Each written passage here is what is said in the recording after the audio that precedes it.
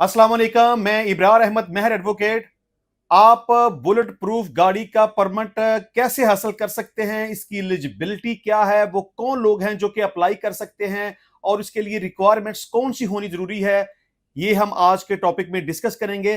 लेकिन इस टॉपिक को हम तकरीबन 3-4 मुख्तलिफ एपिसोड में डिस्कस करेंगे। लेकिन आज हम सिर्फ अप्लाई कौन लोग कर सकते हैं और इसकी रिक्वायरमेंट्स क्या हो सकती हैं, सिर्फ इस टॉपिक के ऊपर बात करेंगे।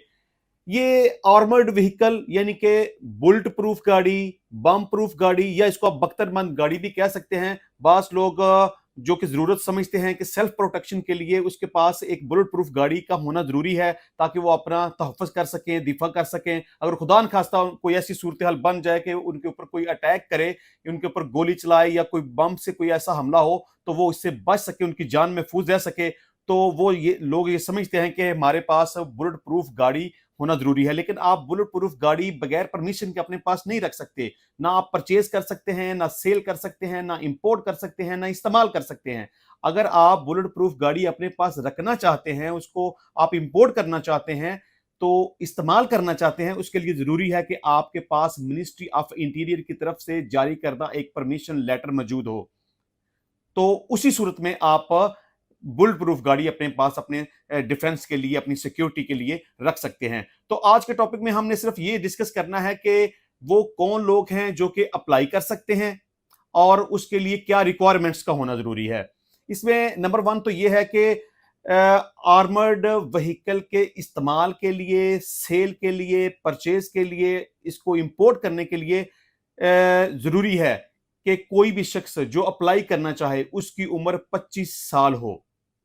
ये बड़ी अहम बात है। दूसरे नंबर पे पब्लिक बॉडी, ये पब्लिक बॉडी गवर्नमेंट से रिलेटेड ऑफिशियल्स हैं, वो गवर्नमेंट के अदारे हैं जो कि अप्लाई कर सकते हैं। इसके अलावा प्राइवेट इंस्टीट्यूशंस हैं और कंपनीज हैं जो कि आर्मर्ड व्हीकल के लिए अप्लाई कर सकते हैं।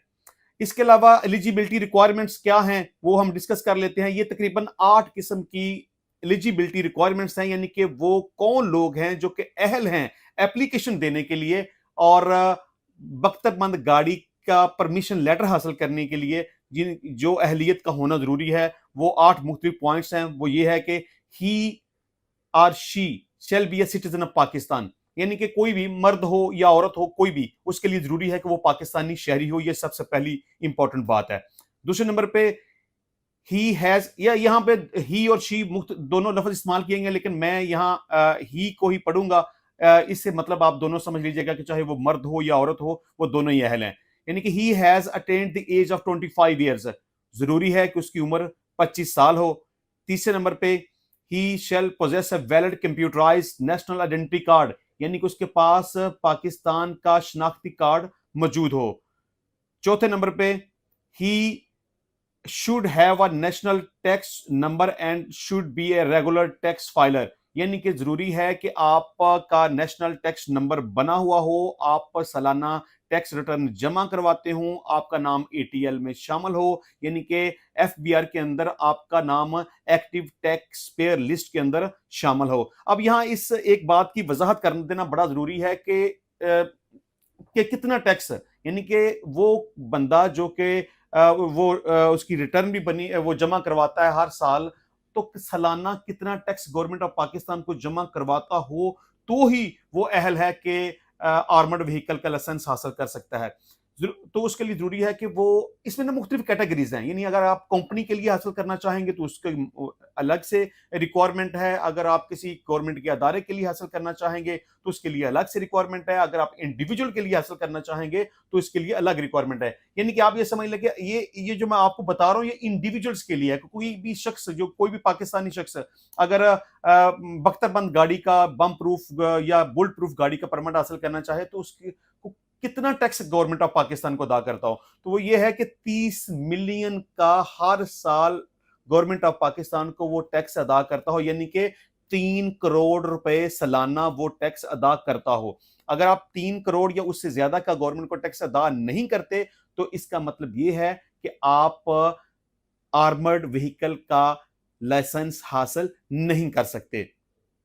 अच्छा जी, इसकी फर्दर रिक्वायरमेंट्स ये हैं कि copy of registration book of the vehicle, यानी कि गाड़ी की रजिस्ट्रेशन बुक आपके पास हो जो आपने फाइल के साथ अटैच करनी है।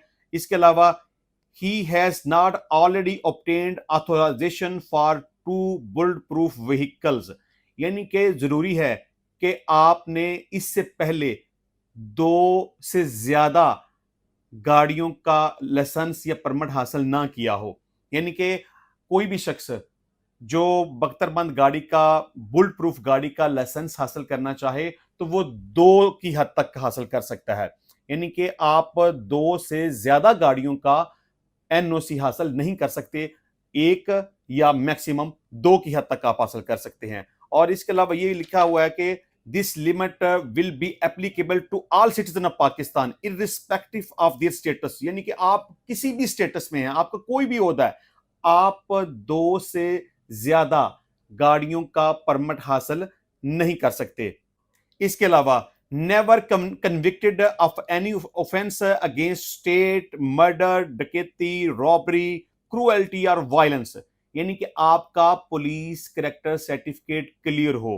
ये भी पुलिस कैरेक्टर सर्टिफिकेट भी फाइल के साथ अटैच होता है और ये जरूरी है कि आपका कोई क्रिमिनल रिकॉर्ड ना हो, आप के खिलाफ कोई रॉबरी का, डकैती का, मर्डर का या क्रूएल्टी का, वायलेंस का कोई भी ऐसा मुकदमा दर्ज ना हो और ना ही आपको किसी मुकदमे में सजा हुई हो। तो ये एक जो मैंने आपको बताई है 8 किस्म की रिक्वायरमेंट्स हैं, वो पूरा करना जरूरी है। अगर आप इन रिक्वायरमेंट्स को पूरा कर सकते हैं तो ही आप आर्मर्ड व्हीकल का एनओसी हासिल कर सकते हैं। तो इंशाल्लाह इसको हम तकरीबन 3-4 मुख्तलिफ एपिसोड में डिस्कस करेंगे, क्योंकि ये इसके 6 किस्म की कैटेगरीज हैं। ये मैंने आज सिर्फ एक कैटेगरी इंडिविजुअल्स के हवाले से आपके साथ डिस्कस की है, उसके बाद फर्दर इसको हम डिस्कस करते जाएंगे। फर्दर हम डिस्कस करते जाएंगे कि इंडिविजुअल्स के अलावा वो कौन सी अथॉरिटीज हैं, वो कौन से अदारे हैं, वो कौन सी कंपनीज हैं और उसकी क्या रिक्वायरमेंट्स हैं, वो किस तरह से अपना एनओसी हासिल कर सकते हैं। तो इस हवाले से अगर कोई भी शख्स एनओसी हासिल करना चाहे मिनिस्ट्री ऑफ इंटीरियर से, आपको किसी किस्म की कोई रहनुमाई चाहिए हो, आपको कोई डॉक्यूमेंटेशन के हवाले से आप कोई सवाल पूछना चाहें, इस हवाले से आप कोई प्रोसेस करवाना चाहें, तो आप मुझसे रब्ता कर सकते हैं। मेरा मोबाइल नंबर आपकी स्क्रीन के ऊपर है।